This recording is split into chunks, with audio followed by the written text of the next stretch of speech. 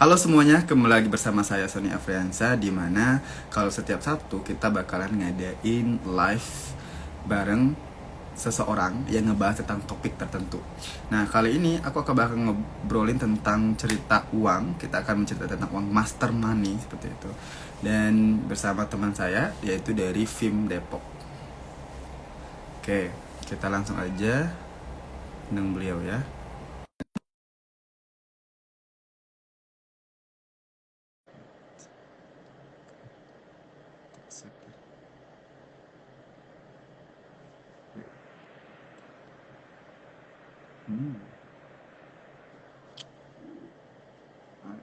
Oke, Masya Allah. Halo, Kelihatan, kedengeran? Halo. kedengeran. Ya, Suaraku jelas, Mas? ya. Suara saya juga jelas ya. Ya, Tapi jelas. It's wajahnya clear. nggak ada ya, berarti ya? Kenapa? Wajahnya nggak ada. Wajahnya ada kok. Ada ya. Karena kebanyakan dari yang saya ajak live itu rata-rata dia bilang wajahnya nggak ada gitu. Gitu. Kok bisa hilang ya? Nggak tahu dia makan apa gitu. Mak. Waduh, nanti jangan bahas yang aneh-aneh. Oke, gimana kabarnya? Sehat? Alhamdulillah baik sejauh ini. Gimana Mas Sony? Alhamdulillah baik juga ya, luar biasa.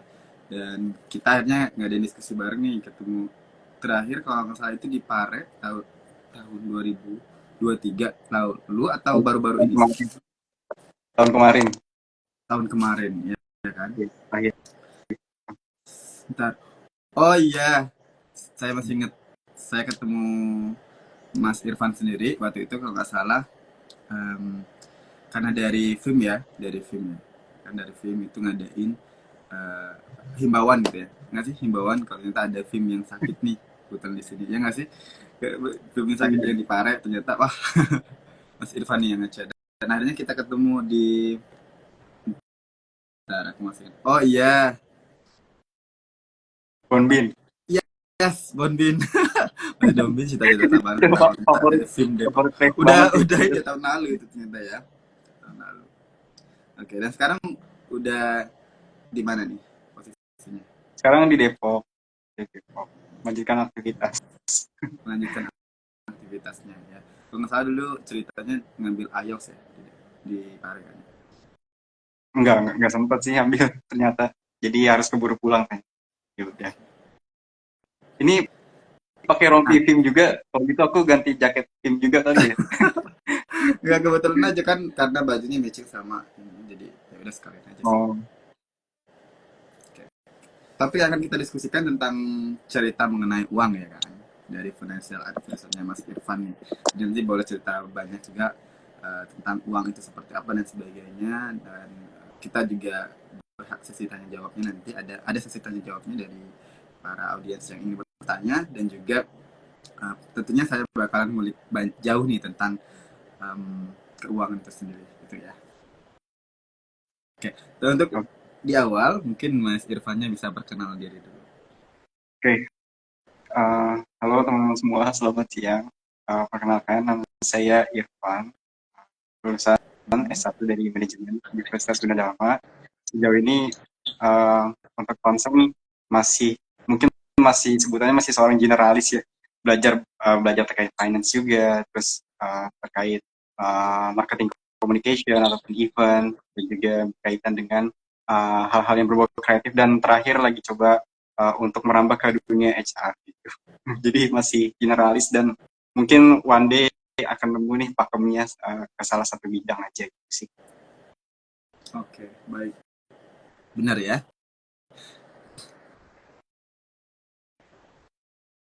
Kayaknya kita perlu jadi seorang generalis dulu nih buat menemukan passion kita ya nantinya. Iya, Apa perlu sih. langsung nemu langsung? Mau belajar banyak hal sih. Iya, karena ilmu itu apa ya? Kita tuh harus haus akan ilmu ya. Jadi biar tahu oh ternyata dunia ini kita coba ternyata nggak cocok nih. Gitu. Akhirnya kita pindah gitu. Nggak masalah daripada nggak nyoba sama sekali. Berarti pernah Tapi mempelajari tentang gimana? ya, ya benar tentang finance. Tapi menurutku tetap harus perlu dibatasi lah. Kalau aku sendiri mencoba berbagai bidang gitu, tapi masih dalam lingkup yang sama, yaitu manajemen gitu. Manajemen kan ada marketing, ada BM, ada finance juga. Jadi nggak jauh-jauh dari sana lah. Tetap perlu kita batasi juga sebenarnya. Ya. Tapi emang dulunya manajemen apa? Keuangan atau manajemen Nah, perkantoran? kebetulan di kampus itu nggak ada konsentrasi ke manajemen, entah ke keuangan kah atau SDM, nggak ada gitu. Jadi mahasiswa itu dibebaskan, bahkan untuk penulisan ilmiah ataupun skripsi juga ya udah kita bebas mau merujuk atau ke konsentrasi yang mana gitu. Nah, plus minus sih, jadi ketika lulus juga agak bingung juga, ini sebenarnya gue concernnya kemana gitu. Tapi ya pada akhirnya berhasil untuk apa ya, bekerja di sebagai profesional di marketing marketing communication gitu. Jadi lebih Ya. ke Tapi kan apa ya, komunikasi brand lah, ibaratnya lebih ke brand. ya, tapi selama ini kan juga dari kuliahnya udah mengajarkan tentang arus generalis ya. Setelah keluar pun kita bebas juga jadi seorang generalis kan ya. Iya. Ya, tapi tadi Mas bilang bahwasanya harus dibatasin juga ya generalisnya Iya. sampai mana, jangan sampai kita uh, pengen semuanya, tapi kita nggak mungkin kan ibaratnya menggenggam 100 telur dengan dua tangan doang kan nggak mungkin. Jadi kita harus pilih salah satu juga pastinya ya kan. Salah Iya. satu, dua atau tiga lah yang menjadi ketertarikan kita sepanjang hidup. Terkait dengan keuangan sendiri kan ada namanya manajemen keuangan sendiri. Gitu. Mungkin mulai dari statementnya dulu dari Mas Irfan terkait dengan keuangan itu seperti apa, kemudian bla bla bla. Silakan. Oke. Uh, Tema besar kan Gen Z ya. Ini lagi hangat banget dibahas saat ini. Sering banget, bahkan sering jadi hashtag di sosial media, Gen Z ini sendiri, dan juga sandwich generation. Dan menurutku adalah kalau sandwich generation ternyata beberapa rujukan yang aku baca itu lebih merujuk ke generasi milenial, tapi nggak dipungkiri juga generasi Z sekarang ini juga ternyata ada yang banyak dari mereka yang merasa juga bagian dari sandwich generation karena memang harus jadi tulang punggung untuk membiayai orang tua dan juga adiknya gitu. Nah, itu kan sandwich generation. Dan untuk Gen Z sendiri memang sekitar 27% penduduk Indonesia itu adalah Gen Z gitu, atau sekitar 75 juta 75 juta jiwa itu adalah Gen Z gitu. Dan itu jumlah yang cukup banyak. Kalau kita merujuk ke rentang kelahiran, kadang ada juga yang bertanya ya, sebenarnya gue ini Gen Z atau milenial gitu. Ternyata dari Gen Z itu sendiri juga ada beberapa banyak rujukan, ada yang berbeda-beda tentang tahun atau lahirnya, tapi rata-rata mostly kebanyakan itu sama gitu. Nggak jauh-jauh rentangnya, itu sekitar tahun 1990, kelahiran 90, sampai kelahiran 2010. Ada juga yang paper yang bilang tahun 92 sampai dengan 2012. Ya tetaplah aku ini sendiri masih disebut Gen Z juga lah. Karena memang tahunnya itu tahun-tahun 90-an lahirnya lah. Generasi Z awal gitu. Dan kalau kita bicara Gen Z, erat kaitannya dengan mental health, anxiety disorder. Banyak sekali sekarang isu ataupun hashtag tagline yang membahas terkait dengan mental health, bahkan dikaitkan Gen Z ini erat banget dengan isu kesehatan mental gitu. Karena kan ilmu pengetahuan juga berkembang ya, termasuk di dunia parenting ataupun di dunia kesehatan mental gitu. Dan salah satu yang jadi kecemasan atau isu dari kesehatan mental Gen Z ini adalah soal stabilitas keuangan. Nah, pasti banyak dari kita yang juga ngerasa bahwa masih cemas juga nih soal keuangan gitu, soal stabilitas keuangan. Even kita ngelihat misalkan kayak pekerjaan sekarang, bahkan uh, persentase orang yang bekerja di sektor informal itu sekarang lebih besar dari sektor formal gitu. Artinya kan bisa jadi mereka yang bekerja itu tidak ada apa ya, tidak ada jaminan sampai hari tua gitu, tidak ada uang pensiun dan lain sebagainya karena kan di sektor informal. Dan itu juga yang bikin kita punya kecemasan soal stabilitas keuangan. Jadi kecemasan ini memang sudah benar-benar hinggap di dirigensi kita. Tapi bukan berarti timbulnya kecemasan karena ketidakstabilan keuangan bukan melulu soal penghasilan kita sedikit. Enggak.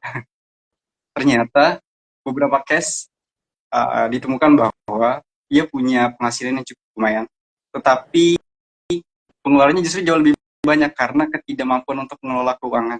Setelah ditelusuri, akhirnya ditemukan bahwa dia habis untuk beli kopi misalkan, dan juga beberapa sifatnya yang lifestyle lah, kebutuhan hidup. Kebutuhan hidupnya mungkin atau kebutuhan pokoknya itu di nomor sekian, dan itu jadi salah satu indikasi bahwa ketidakstabilan keuangan nggak selalu karena pemasukan lebih sedikit daripada pengeluaran, tapi ketidakmampuannya dalam mengelola keuangan. Gitu. Mungkin itu dulu pengantarnya ya.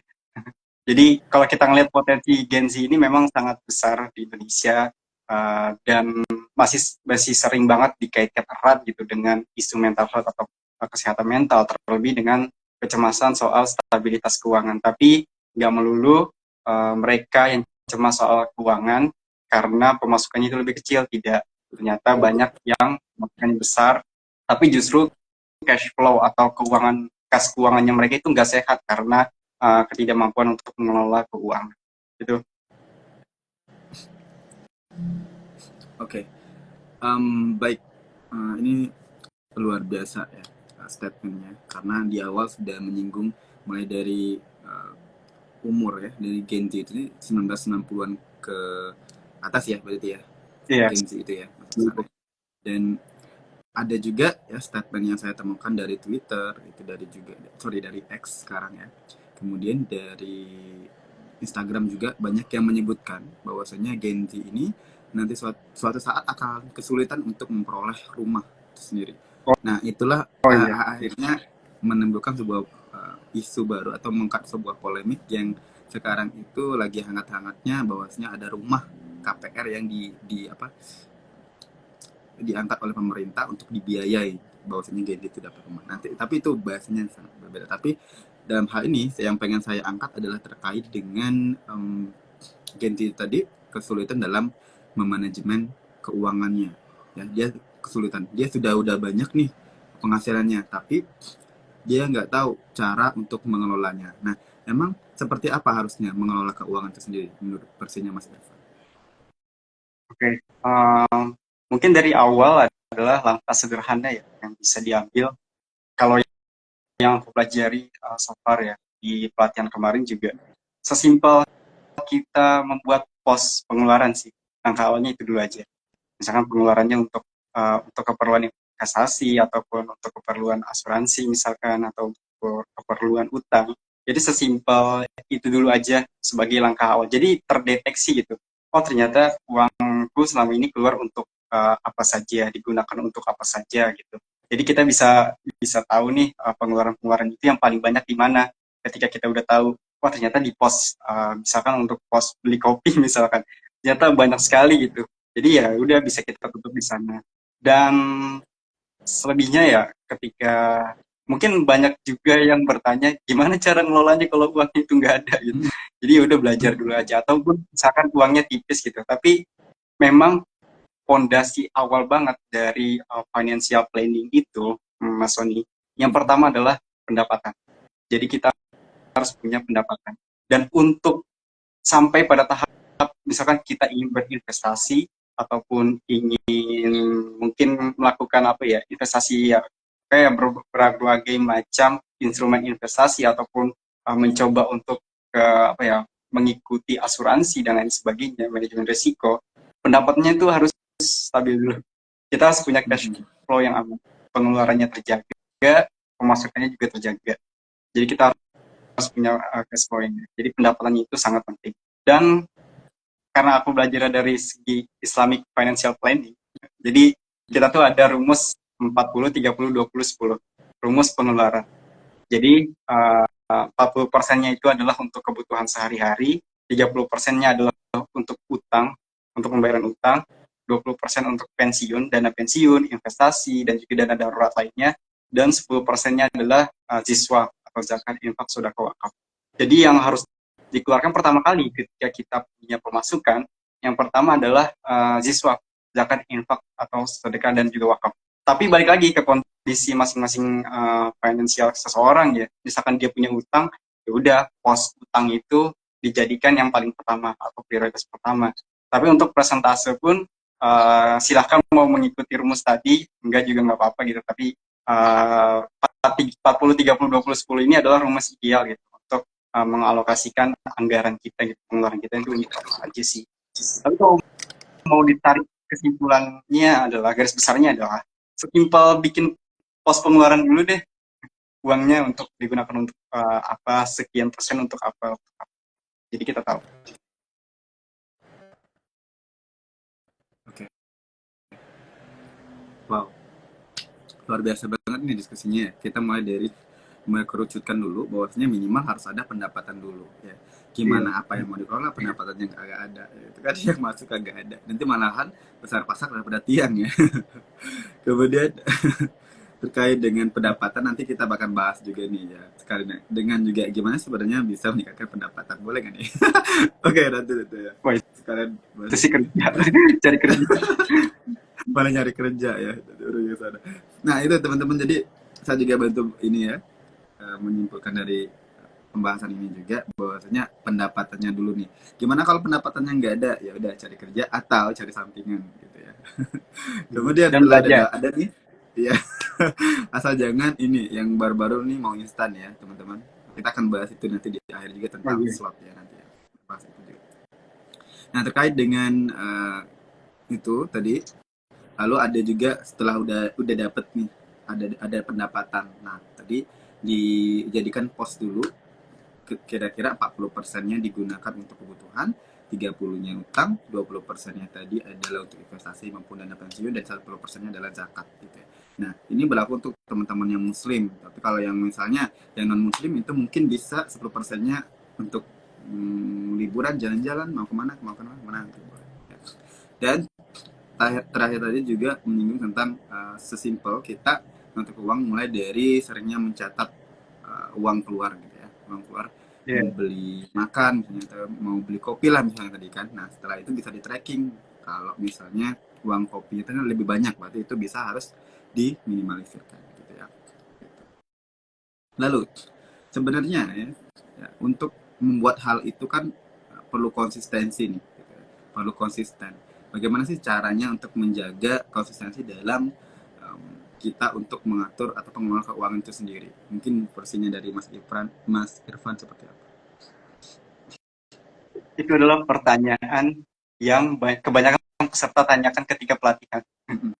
Gimana caranya kita bisa konsistensi? Ya udah, konsisten aja nulis, jangan males gitu. Jadi ketika kita punya, atau mungkin bisa dibantu juga dengan tools, karena kan banyak sekali tools yang bisa ngebantu kita mencatat keuangan ya. Bisa pakai Excel, bisa pakai juga beberapa aplikasi di Play Store.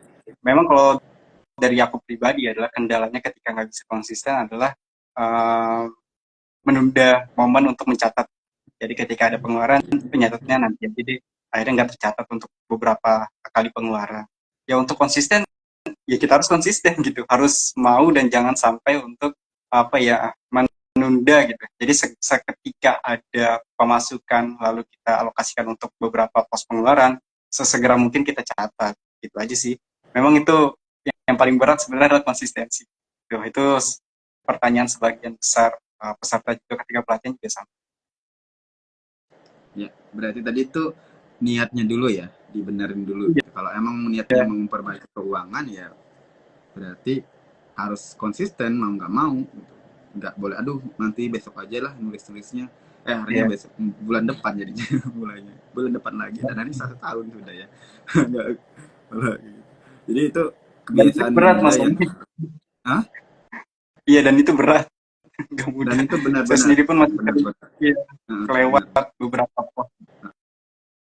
Apalagi kan untuk masalah pos keuangan ini penting juga ya kita bisa nge-trackernya di akhir bulan kan ya. Di akhir bulan kita lihat, oh Ya, ternyata pengeluaran aku bulan ini lebih banyak nih. Oh karena misalnya banyak beli pakaian atau banyak beli barang-barang yang kebutuhan tapi ternyata itu nggak mendesak banget dan sebagainya, itu bisa ke tracker. Tapi kalau nggak konsisten malah hancur ya nanti jadi hal-hal itu. iya. Baik, nah terkait dengan manajemen keuangan juga, kita pastinya tentunya ada setiap orang kan punya apa ya kayak tujuan keuangan sendiri-sendiri gitu. Bagaimana sih sebenarnya kita tuh bisa menyesuaikan tujuan keuangan ini dengan manajemen keuangan itu sendiri? memenuhi tujuan keuangan dengan manajemen keuangan itu sendiri. Mm, mm, mm, mm. Hmm, aku masih mencerna.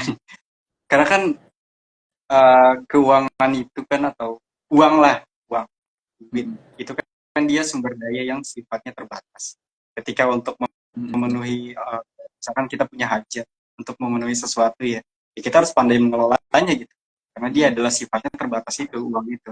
Dan balik lagi sih menurutku, untuk bisa memenuhi beberapa tujuan keuangan, salah satunya mungkin yang terbesar adalah bisnis. Kita harus punya konsistensi terhadap pendapatan sih. Jadi ini dari segi ini ya financial planning ya. Pendapatan itu adalah fondasi utama. Baru setelah itu kita masuk ke instrumen investasi gitu. Jadi kalau mungkin dari aku juga prefer masih coba untuk apa ya, punya pendapatan tetap dulu gitu.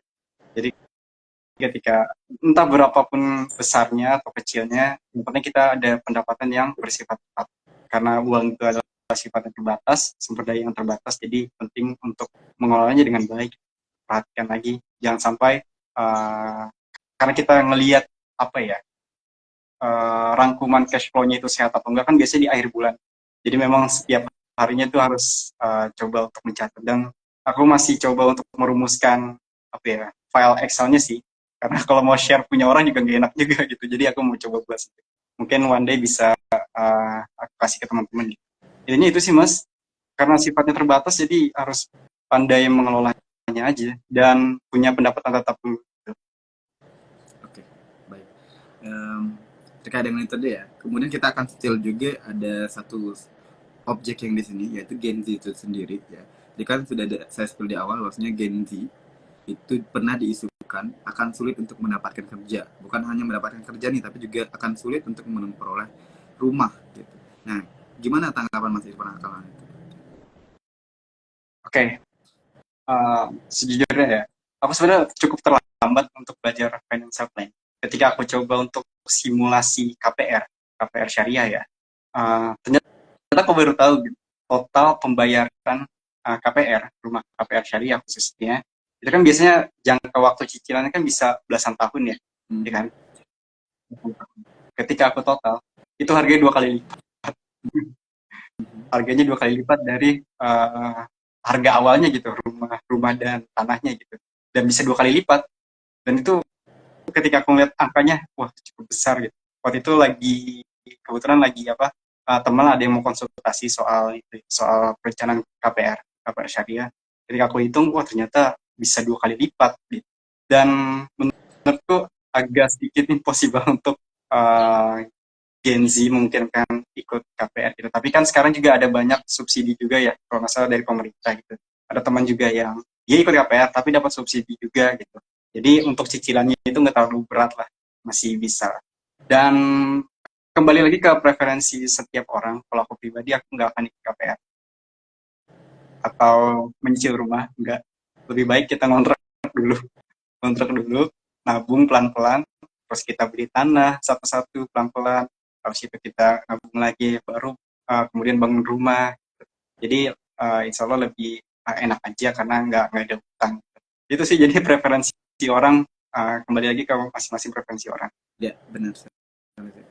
Karena sekarang kan juga makin makin makin tahun juga harga tanah itu semakin tinggi ya. Kita bisa ngeliat juga apalagi di Jakarta itu harga tanah sudah ya banyak yang bilang tidak bisa digapai daripada Gen Z, apalagi Gen Z sekarang juga kesulitan untuk mendapatkan kerja itu sendiri ya. Lalu kira-kira di menurut Mas Irfan itu langkah yang tepat untuk yang dilakukan Gen Z tadi selain dari manajemen keuangan, selain dari juga dia apa ya pintar-pintar untuk mencari kerja itu hal apa lagi kira-kira buat bisa manajemen keuangannya lebih bagus? Oke, untuk bisa manage keuangan tentu kita harus belajar ilmu financial planning ya. Jadi Mhm. sebagai langkah awal ya kita harus berani ngeluarin modal ya, ini disebut modal kali. Modal investasi, kalau sekarang ada istilah investasi leher ke atas. Jadi kita harus mau ngeluarin uang untuk belajar, dan kalau dari pengalaman pribadi ya cukup banyak baru untuk entah ikut e-learning ataupun sertifikasi dan lain sebagainya, karena itu jadi salah satu hal penting sih. Dan sekarang banyak kok kursusan ataupun tools dan juga media yang memang mengajarkan soal perencanaan keuangan. Jadi teman-teman bisa manfaatkan dari sana gitu. Sama halnya dengan kayak belajar bahasa Inggris saja. Banyak banget media yang bisa bantu kita gitu.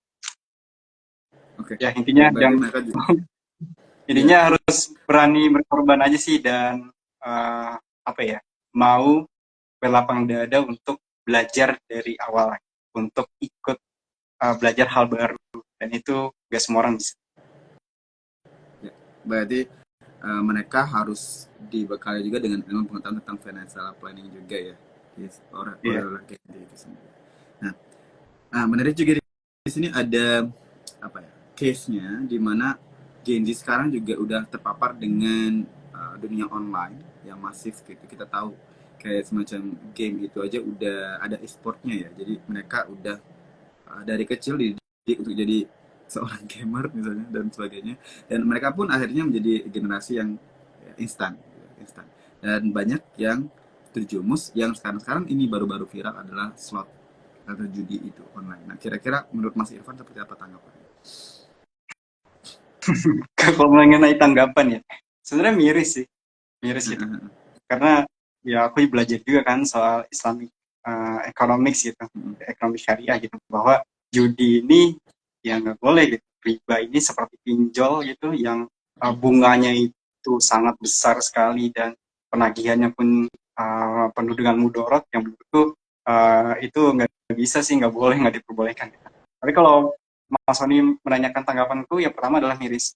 Kenapa masih banyak orang yang sudah tahu ia akan kalah karena memang sudah disetting dari sananya untuk judi online, tapi masih nagih untuk ikut lagi gitu dan berharap menang. Mungkin menang sekali dua kali aja, sekali dua kali. Udah itu juga kalau kita langsung kabur bakal diteror terus untuk ikut balik lagi gitu.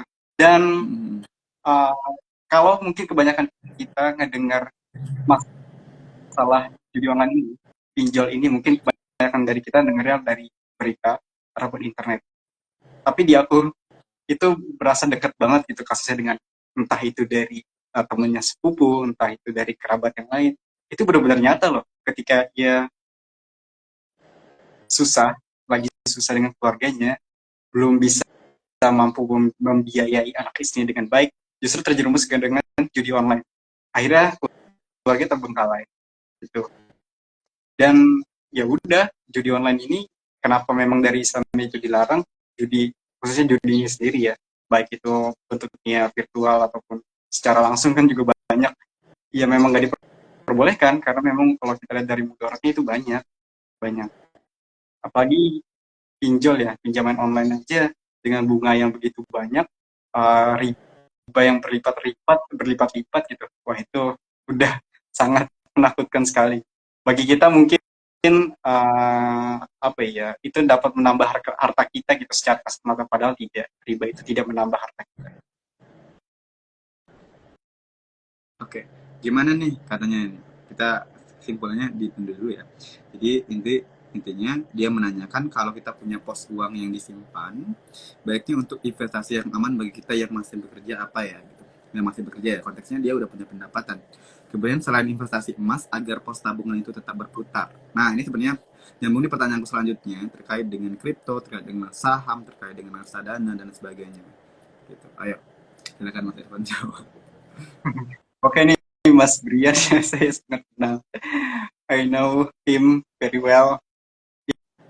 Ya, kalau kita punya pos uang yang disimpan, baiknya untuk investasi yang aman, bagi kita yang masih bekerja. Yang pertama, pastiin dulu sih, cash flow kita per bulannya itu udah aman atau enggak, sudah sehat atau belum. Artinya sudah memang mampu mencukupi untuk kebutuhan-kebutuhan tersebut, utang dan sebagainya, dan sedekah juga gitu. Sudah mampu dan mencukupi untuk membayar itu semua enggak? Gitu. Kalau dirasa sudah cash flow-nya sehat, mungkin salah satunya adalah reksadana ya. Cuman kalau melihat grafik sekarang menurun terus nih. Kata Mas Sony juga kemarin gitu ya kalau nggak salah. Ya, Masih merah terus. merah terus, saya nggak mau jadinya diinvest di Indonesia ya. Sahamnya merah mulu. Tapi sebenarnya bagus sih harusnya. Iya. Itu reksadana itu ramah sekali buat pemula, investasi pemula ya. Dulu aku juga ikut reksadana gitu. at least bisa nanamin habits kita untuk nabung lah, meskipun mungkin keuntungannya itu gak banyak ya, tapi bisa nanamin habits kita untuk nabung. Tapi karena memang sekarang merah, uh, coba cari investasi yang mungkin mudah untuk dicairkan, yang liquid. Emas juga masih bisa jadi pilihan. Emas hanya untuk menjaga nilai uangnya aja ya. Nah, itu pun tapi itu lama sih, butuh lama banget itu baru naik. Kayaknya saya pernah coba ya dulu masa di aplikasi X gitu. Saya coba masuk beli emas 10.000 aja. Karena katanya bisa beli emas 10.000, ya sudah saya beli 10.000 gitu. Sampai sekarang udah di atas 20-an. Jadi dia kurang lebih ya 50% lah. Tapi kan itu udah lama banget. Jadi intinya kalau emas itu ya bertahap dia gitu. Tapi pasti. Tapi kalau reksadana yang tadi disebutkan emang kadang agak keong juga sih. Lama gitu jalan. Ya, Tapi kalau tapi untuk investasi itu sebenarnya ini Mas Sony, kalau misalkan untuk investasi kan sebenarnya ada tahapannya ya. Di tahap kesekian setelah pendapatan untuk cash flow-nya itu aman, kemampuan untuk memenuhi manajemen risiko seperti membayar asuransi dan sebagainya, baru kita masuk ke investasi gitu. Tapi kalau untuk ada pos uang yang memang disimpan, ya udah disimpan aja untuk dana darurat jadinya gitu. iya. Karena untuk masuk ke tahap investasi, kalau dari segi dari segi financial planning itu ada tahapannya gitu. Harus bisa memenuhi cash flow yang sehat dan juga pemenuhan manajemen risiko seperti asuransi dan sebagainya. Gitu. Jadi kalau masih ada pos uang untuk Mas Brian, bisa dibagi ke saya atau ini aja. Boleh. Bisa transfer ya. Ke admin juga nggak apa-apa. Terbagi dua. Iya, dana darurat lah, dana darurat itu penting banget. Ya benar. Ya berarti hal yang perlu dilakukan Genji yang pertama adalah udah mendapatkan pekerjaan, ya, terus juga dia harus mengatur keuangan dengan cara apa ya, memenuhi dana darurat dulu. Nah menurut Mas Irfan dana darurat itu pembagiannya seperti apa? Mungkin bisa jelasin. Oke, dana darurat kan sifatnya dibutuhkan ketika ada sesuatu yang memang darurat gitu, urgent gitu, yang memang perlu banget. Ya kalau nggak dalam bentuk tabungan, dia adalah bentuk investasi yang mungkin bisa bisa cepat dicairkan, liquid gitu. Itu sih Mas. Jadi dana darurat udah, kalau aku pribadi ya aku ya udah dalam bentuk tabungan biasa aja. Apalagi di bank syariah kan dia nggak ada administrasi juga kan, kayak admin nggak ada. Jadi ya udah biarkan disimpan di situ aja. Gitu sih Mas. Berarti lebih ke tempat nyimpannya juga dicari dulu dan kira-kira itu bisa sampai berapa gitu kan. Saya pernah baca juga di artikel dan juga ada mendengarkan dari beberapa influencer yang mengatakan bahwasanya dana darurat ini harus dibagi juga per pos tertentu. Selain itu juga dana darurat ini juga harus dihitung, misalnya pendapatan kita berapa, 2 juta misalnya, mungkin kita harus punya dana darurat 12 juta biar 6 bulan ke depan kita apa ya, kita masih bisa survive dengan hidupnya. Ya, amit-amit kita nggak tahu ya ke depannya, misalnya ternyata dia malah di PHK atau misalnya dia udah ada kerja sebelumnya malah nggak jadi kerja gitu, atau malahan sama sekali dia ada unsur lain misalnya kayak harus jalan operasi ini dan itu gitu, sehingga dana darurat bisa mengcover itu. Nah kalau Mas Dana Irfan darurat sendiri itu, gimana? ya dana darurat itu masuk ke pos 20% tadi ya, yang tadi aku sempat singgung di awal. 30, 20, dan 10%. Dana darurat masuk ke yang pos 20% tadi. Bagian investasi, kemudian juga dana pensiun, dan juga dana darurat. Oke, berarti kan kalau kita bahas dana pensiun juga, si Gen Z kalau emang dia tidak mau menjadi seorang pekerja formal, bagaimana sih cara mereka bisa survive untuk memenuhi dana pensiunnya mereka? Kalau tanpa ada dana pensiun dari pemerintah. Oke. Itu sebenarnya sifatnya teknis Mas. Ada hitungannya. Kalau mau mungkin bisa langsung konsultasi ke aku aja ya. Oke. Karena memang iya ada hitungannya Mas. Jadi pemasukannya itu berapa, terus pendapatan tidak tetapnya itu berapa, jangka target pensiun kita di usia berapa, karena pensiun ini diartikan nggak melulu soal usia kita 65, usia kita 63 atau 60 tahun, enggak, Tapi pensiun ini bisa dikatakan bahwa ketika kita sudah merasa dalam titik puncak financial planning. Mhm. Aku ada, karena yang pertama adalah pendapatan atau cash flow yang sehat, kemudian adalah manajemen risiko, yang ketiga adalah investasi atau tujuan keuangan, terus yang ke piramida yang keempat ya nomor 4 itu adalah dana hari tua, dan di situ ada dana pensiun, dan yang terakhir adalah distribusi kekayaan ataupun waris ataupun hibah. Dan dana pensiun ini ada di puncak piramida nomor 2 sebelum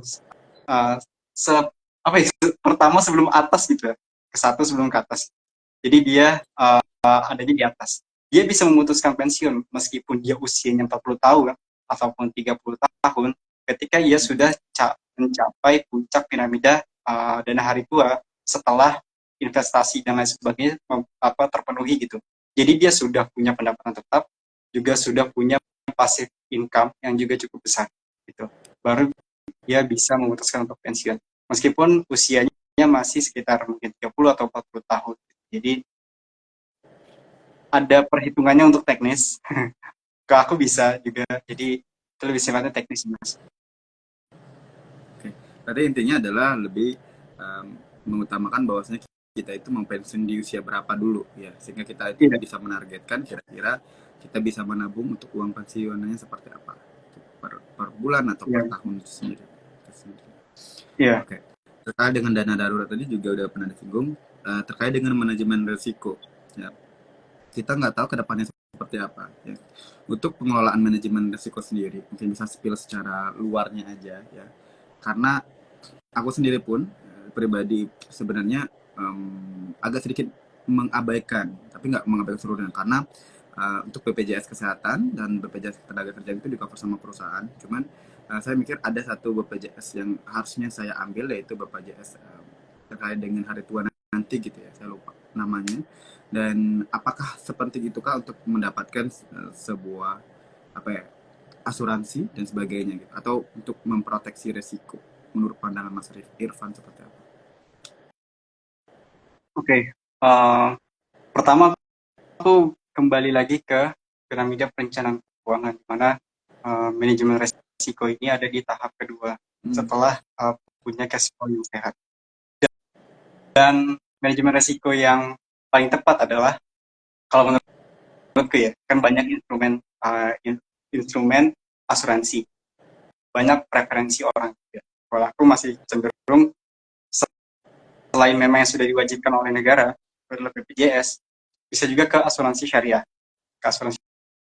karena kan mungkin bukan mungkin lagi ya, maksudnya memang sudah rahasia umum gitu, banyak sekali problem di asuransi konvensional gitu. Bahkan image-nya pun juga sudah cukup tidak baik lagi.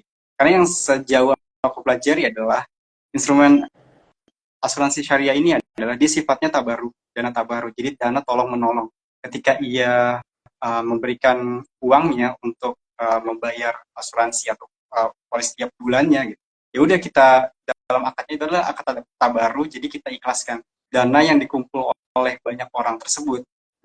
Misalkan aku, Mas Sony, kemudian juga banyak teman-teman lain bersepakat untuk mengumpulkan uang tiap bulan, dan uang yang terkumpul itu adalah digunakan untuk membantu orang lain. Itu dana tabaru.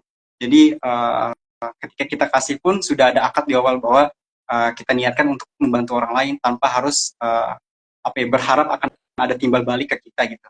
Ternyata akun yang sakit dan kebetulan ada dana tabaru, jadi aku dapat, dan itu memang sudah juga jadi hak kita gitu. Jadi kalau aku masih cenderung ke instrumen asuransi syariah karena memang sifatnya yang masih cukup aman, dan juga sudah, karena setiap perusahaan asuransi syariah itu punya DSN ya, dan juga dewan pengawasnya masing-masing dari MUI, jadi insya Allah aman lah. Dan akadnya pun akad tabaru gitu, memang sudah ada dalam Islam, jadi insya Allah aman. Oke, diskusi yang cukup menarik nih terkait dengan asuransi tadi ya, bahwasanya kita tidak muluk-muluk untuk mendapatkan investasi dulu, tapi kita harus memenuhi dulu manajemen risiko kita udah terproteksi dulu ya berarti ya. Dan dalam hal ini ya, kalau udah punya pendapatan gitu ya, dan ada utang ya, utangnya dilunasin dulu gitu. Kemudian setelah itu baru memikirkan tentang proteksi diri sendiri, baik itu kesehatan maupun masa tua dan sebagainya gitu ya. Dan Mas Irfan tadi menyarankan juga lebih baik ke syariah gitu ya berarti. Oke, Iya, baik. Nah, betul. itu sih terkait dengan Gen Z juga ya kan. Gen Z sekarang kan semuanya serba instan. Nah, mungkin tanggapan Mas Irfan juga nih karena dia pengennya instan semuanya ya. Jadi untuk terkait dengan manajemen keuangan ini sendiri, ya, mereka kedepannya apakah mungkin ada kendala terkait dengan sifat instannya itu sendiri untuk dalam manajemen keuangan selain dari tadi ya pendapatan, kemudian selain dari juga apa sulitnya manajemen keuangan itu sendiri gitu. Dan itu terlintas satu pertanyaan tapi lupa bentar. Iya, nah oke. Okay. Gen Z itu kan karena tadi di label sulitnya untuk dapatin rumah itu yang pertama ya. Kemudian tadi kan uh, banyak juga yang belum punya pengetahuan tentang financial planning kayak gitu. Langkah dasar mereka selain dari ngatur keuangan adalah jelasin tadi itu kalau nggak salah belajar ya, belajar gitu. Tapi kalau mereka nggak punya uang untuk belajar, kira-kira bisa belajar di mana? Kan nggak harus ikut kursus kan. Nah itu, uh, pertama gini, ketika kita nggak punya uang ataupun nggak punya apa ya, karena kan untuk membeli kuota untuk belajar di YouTube yang gratis pun juga butuh uang. Coba cari teman atau lingkungan yang memang suportif sih menurutku. Karena ya mau dari mana lagi? Kan media kita udah nggak punya karena beli kuota aja perlu uang. Tapi kan banyak juga paket yang murah sekarang. Ya cari teman yang suportif. Dan aku juga banyak belajar ketika punya sesi. Jadi ketika nongkrong tuh nggak asal nongkrong aja, tapi juga sharing-sharing satu sama lain. Tahu preferensi teman itu gimana, tahu sudut pandang teman terhadap suatu hal itu gimana. Jadi kita bisa belajar dari situ juga. Itu sih. Karena untuk belajar kita harus modal sih sebenarnya. Iya Untuk belajar benar-benar. ya harus mau ngeluarin uang untuk beli buku. Jadi samping selalu hilaf Iya kalau banyak beli banget ya. buku. Banyak banget bahkan kayaknya. Kadang lagi kadang lagi punya duit aja. Tahu-tahu oh habis sekian nih cuma buat beli buku doang. Tapi ya harus rela karena kan ilmu ya. Gitu. Ya kan kita juga investasi leher ke atas kan kalau membeli sebuah buku itu ya. Dan kita yang nggak tahu dan sebagainya jadi tahu. Dan juga selain itu ya mungkin anak-anak Gen Z kan beli kuota aja bisa nih gitu. Masa ya nonton YouTube atau nonton TikTok yang berkaitan dengan manajemen keuangan aja nggak bisa, minimal satu video aja, dua video aja gitu kan. Banyak kok influencer yang di luar sana itu yang dalam tanda kutip ya, kalian harus menseleksi lagi. Memang benar-benar niat untuk memberikan sebuah pembelajaran tentang keuangan secara gratis. Nah, jadi saya tertarik juga ini Mas terkait dengan manajemen keuangan. Gimana sih mereka itu yang berada di daerah 3T, daerah-daerah yang keluar sana, apakah mereka paham bahwasanya kayak manajemen keuangan itu sepenting itu gitu? Oke. Pertama lihat prioritas kebutuhannya. Karena memang daerah 3T kan rata-rata dihuni oleh masyarakat yang memang mungkin untuk memenuhi kebutuhan sehari-harinya itu masih cukup sulit kan. Apalagi kalau mau untuk belajar gitu. Ada riset yang membuktikan bahwa ada perbedaan IQ antara orang sebelum panen dan sesudah panen. Ada perbedaan. Ternyata sesudah panen itu IQ-nya meningkat.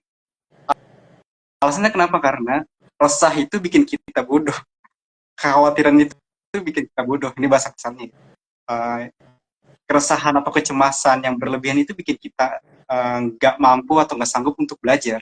Dan itu harus diatasi dulu dengan apa? Dengan ketenangan. Bagaimana caranya agar kita bisa tenang? Tentunya dengan ibadah. Yang kedua adalah pemenuhan kebutuhannya. Adanya jaminan untuk pemenuhan kebutuhannya sehari-hari. Dan di sini adalah tugas negara. Negara harus hadir, harus bisa memaksimalkan potensi-potensi dana sosial yang ada. Kita punya zakat, kita punya wakaf, kita punya bahkan beberapa 6 tahun terakhir lah Indonesia dinobatkan sebagai negara paling dermawan. Harusnya bisa maksimal dong di sana. Kalau kita ngelihat instrumen zakat misalkan dalam ekonomi syariah, zakat itu potensinya besar sekali dan sifatnya adalah konsumsi. Sifatnya adalah ya bentuknya dia adalah apa sih istilahnya?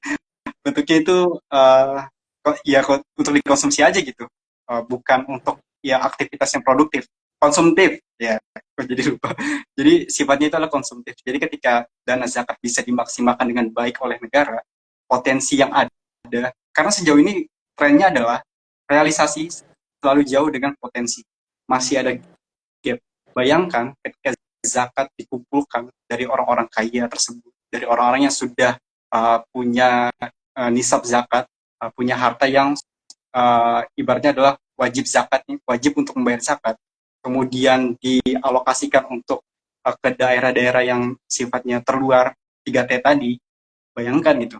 Mereka untuk makan sehari-hari aja udah cukup tenang gitu, karena adanya jaminan tersebut, karena adanya jaminan zakat. Ketika mereka sudah tenang, baru kita mikirkan investasi yang lain, instrumen yang lain, misalkan kita adakan pelatihan dan lain sebagainya.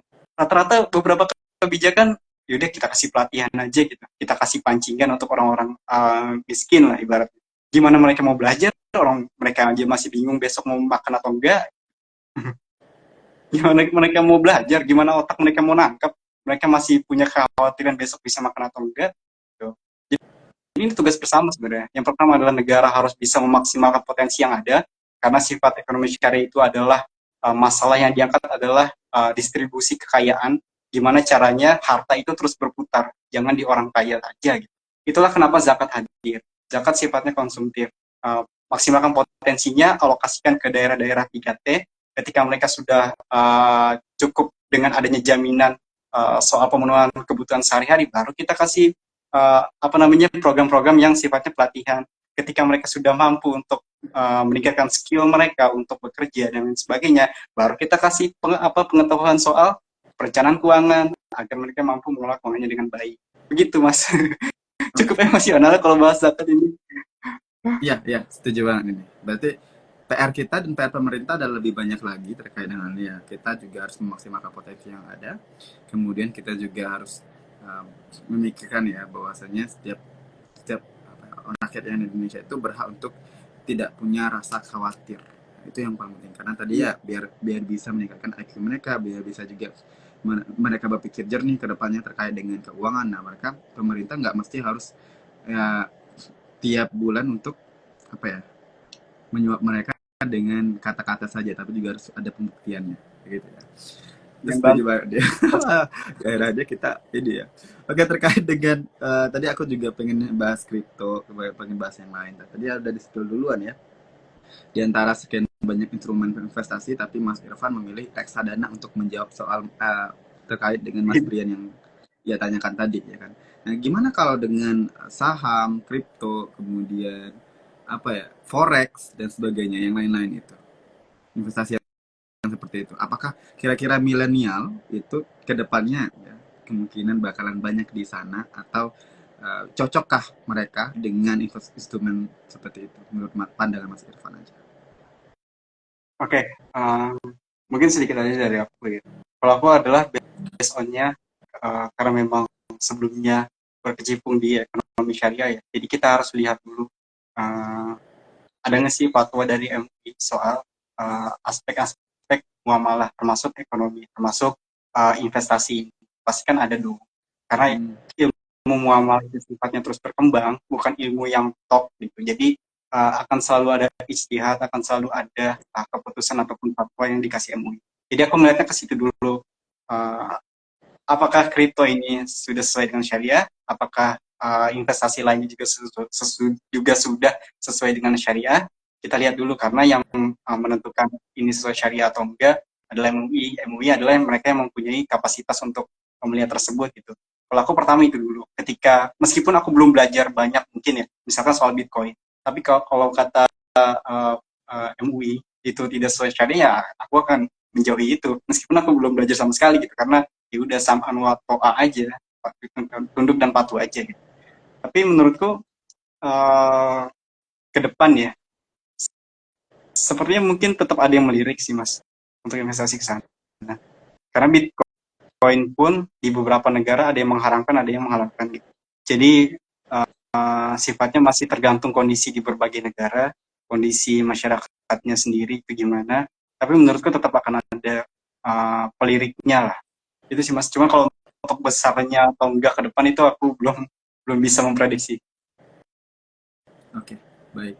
Eh, ya, mungkin dari aku cukup sih, cukup banyak juga insight yang aku dapatkan dari teman-teman juga. Semoga video ini tuh bisa menjadi referensi teman-teman dalam menentukan ya, nasib keuangan kita ke depannya. Tapi sebelum ditutup ya, aku pengen Mas Irfan meresume atau apa ya, menyimpulkan dari diskusi kita hari ini terkait dengan mastering money ya, khususnya untuk generasi Z. Oke, Silakan. uh, mungkin simpel aja sedikit aja. Kita punya uang. Uang itu adalah sumber daya yang sifatnya terbatas. Uang itu digunakan untuk memenuhi tujuan kita, entah untuk pendidikan, untuk rumah, ataupun hanya sekedar untuk sifatnya lifestyle aja.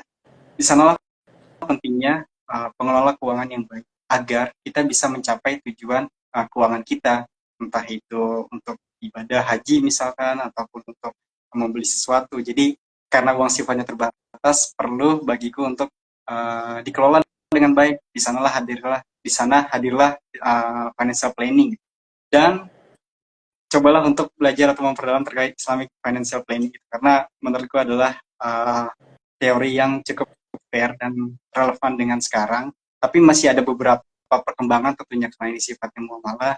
Ada yang 40 30 20 10 persen tadi rumus, ada juga yang sepertiga untuk kebutuhan pokok, sepertiga untuk kebutuhan yang akan datang. Jadi menyesuaikan lagi dengan kondisi seseorang. So pesanku adalah uang sifatnya terbatas. Kita ingin sesuatu, maka kelolalah uang itu dengan baik. Gitu. Oke, baik. Dan jauhi riba. Jauhi riba ya. Jangan dekati pinjol juga ya. Pinjol Ya, membunuh betul. ya. Itu. Pinjol Ya, membunuh. Kalau dulu kan tagline-nya kalau nggak salah di tahun 2000-an itu narkoba membunuhmu ya. Sekarang udah pinjol membunuhmu dan juga judi slot ya, itu membunuhmu. Iya, itu dosanya berlipat-lipat tuh karena ribanya juga udah berbunga lagi. Wah, itu mau Ya, jadi dan lebih parahnya banyak kasus-kasus hal yang seperti itu. Kemarin ada yang ngebunuh istrinya, kemudian ada yang menendang ibunya sendiri.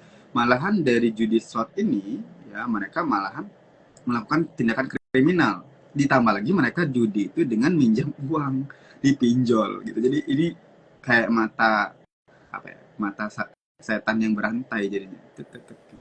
Nah, betul. Benar kan, dari riba aja, dari judi online aja bisa menyebabkan mudarat yang begitu banyak. Padahal Allah telah menghalalkan jual beli dan mengharamkan riba. Kenapa kalian pilih riba? Kenapa kalian pilih judi? Oke, itu dia ya. Dan itu benar sih, saya setuju juga dari pendapatnya Mas Irfan ya. Itu saya ngerasa bukan lagi jauh, tapi udah berada di sebelah saya. Itu banyak banget member malahan.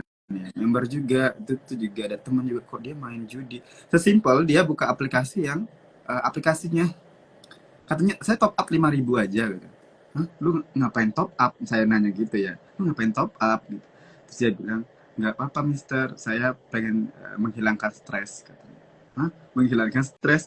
Saya penasaran, saya buka lihat aplikasinya. Oh ternyata yang itu, yang diklik terus bunyi-bunyi, ternyata uang hilang gitu. Oh alah, ternyata dia ikut slot yang apa ya, di disulap jadi gaming. Gaming ya, ujung-ujungnya juga slot juga gitu. Jadi kita sekarang itu antara slot itu sangat ya, slot sama game itu beda tipis gitu. Nah sebenarnya saya juga main game online kayak itu juga, cuman tidak ada yang depo-depo kayak gitu, tapi saya yang menghasilkan uang. Tapi emang butuh lama sih, keong gitu. Emang dari dulu emang sukanya main game aplikasi yang ngasilin duit gitu. Tapi enggak kitanya yang depo tuh enggak gitu. Tapi emang butuh 6 bulan, 4 bulan baru bisa dicairin gitu. Lama sih emang benar. Tapi ya daripada ikut top up 5.000 ya lumayan, 5.000 bisa beli bakso atau beli apa gitu-gitu. Iya. Ya 5.000 top up satu hari ya udah sebulan udah 150.000 gitu kan. 5.000 jajan banyak tuh di Pare. Iya, apalagi di Pare lagi malahan ya kan, 5.000 di Pare mah udah dapet bakso tusuk, dapat ini ya rujak dan sebagainya. Dan teman-teman malah banyak ikut yang aplikasi tadi dan top up untuk itu, kayak mending beli makanan gitu, itu lebih menghasilkan. Betul. Iya kan? Ya itu intinya, kalau teman-teman mau eh, judi slot, pikirkan lagi deh, pikirkan lagi uangnya itu dari mana. Kalau uangnya dari orang tua, ya kali ya kita ini, atau uangnya hasil jerih payah di lembur gitu, ternyata malah dibuat untuk judi. Teman-teman mau berharap menang, coba Mas Irfan analisanya. Kira-kira Udah di menang nggak? setting. Ada nggak yang menang judi Yang menang online di pasti ada. Indonesia? Yang menang Bandarnya. pasti ada. Tapi karena memang sudah di setting gitu. Sehingga membuat Hmm. kita kepingin untuk ikut lagi. Dan ketika kita ikut lagi, uangnya kan mengendap di mereka-mereka aja, di para bandar. Padahal esensi dari masalah dari ekonomi itu sendiri adalah bagaimana caranya harta itu berputar. Gak hanya di orang kaya aja. Lu malah ikut judi online, lu ngasih duit ke bandar, harta malah gak berputar. Sementara tetangga lu sendiri miskin gitu. Gimana dong?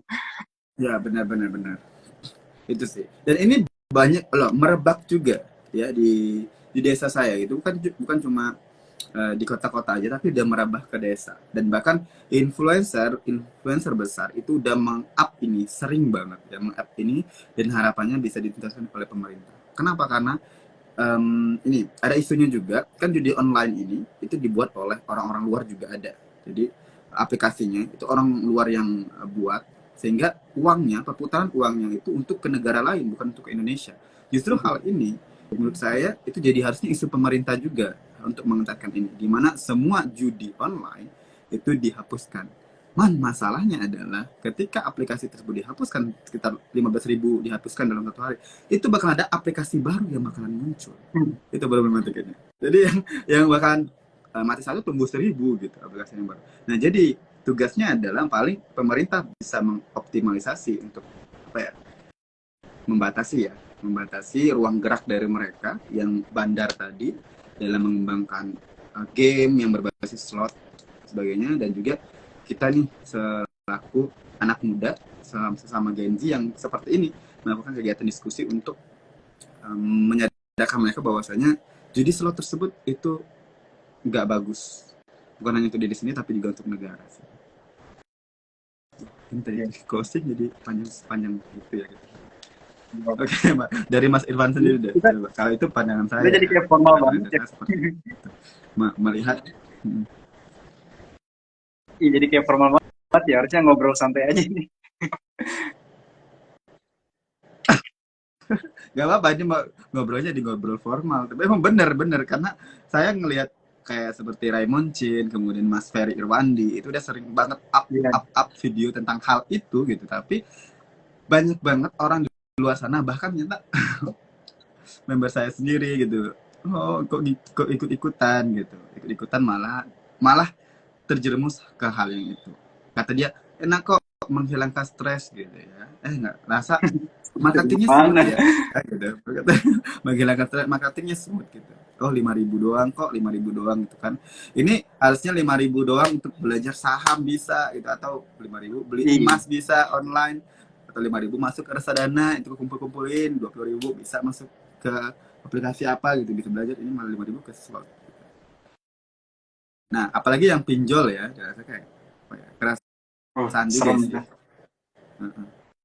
Tapi kalau pinjol saya jarang sih Mas, maksudnya yang dengar berarti di ada sekeliling saya ya, di sekeliling saya itu jarang yang kayak saya terjerat pinjol tuh jarang. Tapi kalau yang judi online slot itu sering. Nah, kalau yang pinjol jarang. Apalagi di dusun saya sendiri itu, karena mungkin mereka masih menganggap itu tuh bayarnya sulit gitu, jadi lebih baik nggak usah pinjol. Iya. Tapi nggak tahu dari lingkungannya Mas Irfan sendiri seperti apa. Iya, masih jarang juga sih kalau pinjol. Paling misalkan ada case aja, paling satu atau dua hal aja, satu dua kasus aja, nggak banyak. Cuman kalau kita ngeliat berita memang parah banget sih pinjol ini. Pinjaman online itu ya. Jadi sebenarnya di isu keuangan itu, perihal ini tuh jadi apa ya, PR besar ya, bukan hanya kalangan yang influencer finansial juga, tapi pemerintah sih harapannya seperti itu, karena ini kasus yang bakalan terus meningkat per harinya, Mas Irfan, terkait dengan slot itu sendiri. Iya, betul betul. Oh iya, aku baru ingat. Bahkan kemarin pas ketemu sepupu ya, dia juga cerita gitu. Ada orang yang pinjol, dia pinjol. Tapi uang hasil pinjolnya untuk judi online. Jadi Nah itu udah itu kayak perputaran gali lubang tutup lubang aja, nggak bakal pernah selesai. mata rantai setan tadi gitu, mereka untuk Hmm, menutupin itu dengan minjam di pinjol dengan berharapan mereka udah dapat menang slot nih, mereka bisa balikin uang itu. Kapan iya, menangnya gitu? One on one 50-50 dengan bandar, mereka punya kekuatan besar, mereka bisa mengendalikan itu. Tapi kita siapa? Atau mereka siapa? Jadi yang bilang kita nanti ikut. Mereka siapa yang main di luar sana itu gitu? Yang berharap menang. Mungkin saya tantangan cuma satu sih, yang ngelihat video ini, yang apa ya? Mungkin yang nonton dari awal sampai akhir, saya cuma tantangan cuma satu. Teman-teman yang punya kenalan atau tahu artis atau tahu siapa kayak gitu yang sukses karena dia judi online, coba di tag ke saya. Oh, saya pengen tahu orang yang sukses, karena saya tidak pernah menemukan dari saya lahir sampai sekarang orang sukses dari judi online. Tidak. iya. Wow, menarik sekali ya dari sepupunya. Bilang tadi dia judi online akhirnya pinjol, ya. Ini gali lubang itu lubang, pinjolnya udah besar bunganya, judi online kalah, stres, bunuh diri, mati. Ya pas dikasih tahu alasannya selalu sama sih, kekeh gitu bahwa oh nanti giliran gue yang menang kok. Pada akhirnya nggak Jadi menang-menang. jadi kayak menasehatin apa ya, menasehatin orang judi online itu kadang kesel juga ya, Mas ya. Karena seperti menasehatin orang untuk tidak apa ya, apa sih bahasanya, biar lebih halus gitu. Tidak tahu. Itu aja sangat bebal sekali. Sudah Karena menghindari mereka punya sesuatu ya. prinsip sendiri. Mm-mm. Mereka punya prinsip sendiri, kayaknya aku bener kok, yang ini jalannya bener gitu. Padahal kayak, ya udah tahu, udah terjerumus gitu kan perlahan, tapi ya, ya pesan kita teman-teman semuanya ya yang menonton video ini dari awal sampai akhir juga, kita harus save keluarga kita sendiri. Bahkan ya saya juga gitu, kalau adik saya atau abang saya itu yang kayak gitu-gitu, saya merasa mereka harus konsultasi ke saya dulu. Bahkan saya langsung larang, cut sekarang juga. Sekedar aplikasi aja yang nggak jelas, itu bakalan saya langsung cut off. Karena dia tahu, karena adik saya nih kemarin, baru-baru kemarin kan dia chat, dia manggil saya, Cici ini bagus nggak aplikasinya, kayak dia menawarkan ini. Saya bilang, hapus nggak, cuma satu, hapus. Jangan pernah ikut daftar, karena kamu hubungin sama saya, data saya hilang semuanya gara-gara kamu mau tanggung jawab. Kayak gitu. Sekedar itu aja gitu, karena saya nekanin berurusan aplikasi, saya akan teliti aplikasi apa yang bagus buat cari cuan, aplikasi-aplikasi yang dapat dolar, yang kecil-kecil 0,1 dolar dan sebagainya. Tapi untuk aplikasi pinjol, no, tidak akan pernah sama sekali seperti itu. Iya. Oke. Dan kita semuanya harus save negara kita, save keluarga kita lah dulu ya, dari jeratan ini sendiri. Oke, kita diskusinya. Oh iya, 1 jam lebih nih ya. Mohon maaf Mas Irfan udah mengganggu waktunya ya. Waktunya untuk Oh, membaca buku yang di belakang. Katanya banyak banget itu bukunya yang di belakang ya. Harus dibaca itu. nggak semuanya juga kebaca. Mengganggu waktunya untuk membaca buku ya di tengah-tengah kesibukan ini, dan semoga sharing kita bermanfaat dan juga ini bisa menjadi referensi mereka yang nonton buat menentukan tentang finansial mereka ke depan. Semoga menjadi amal jariah buat kita berdua. Itu aja sih. Terima kasih sekali lagi dan sampai jumpa di lain kesempatan. Semoga kita bisa diskusi lagi dengan tema atau topik yang berbeda. Sehat selalu ya Mas Irfan ya. Dan ditunggu di Pare. Siap.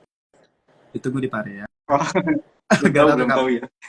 kabar, belum tahu di kapan kemarin lagi di aja ya. Siap. Oke, baik. Terima kasih. Wassalamualaikum warahmatullahi wabarakatuh. Waalaikumsalam.